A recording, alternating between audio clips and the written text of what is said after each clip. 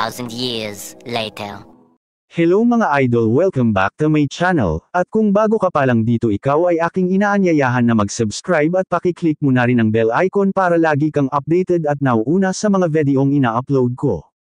Balikan naman natin ang mga bagong update sa number 1 na teleserye ang FPJ Batang Quiapo. Dahil sa pagkakakulong ni Edwin ay napilitan sila mang nursing na ibenta ang kanilang mga alahas para ibayad sa abogadong kukuhain nila para kay Edwin. Pumunta naman sila Rigor at Mondo sa kulungan kung saan nakakulong si Tanggol. Para malaman nila na kung talagang nakatakas si Tanggol.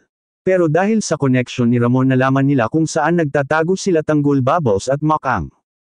Kaya nagkaroon na matinding labanan sa hotel na pinagtataguan nila.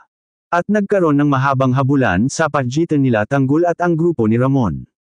Pero may mga polis na dumating kaya nagkaroon ng pagkakataon na tumakas sila Tanggol, pero sa dami ng mga tauhan ni Ramon ay nasundan pa rin sila ni Ramon, kaya sinabi ni Makang na iwan na lang siya para hindi na sila madamay pero matigas talaga si Tanggol at desidido itong makipagpatayan para mailigtas lang si Makang. Abangan ang mga susunod na action dito lang sa FPJ Batang Quiapo. Hanggang dito na lang, God bless you all.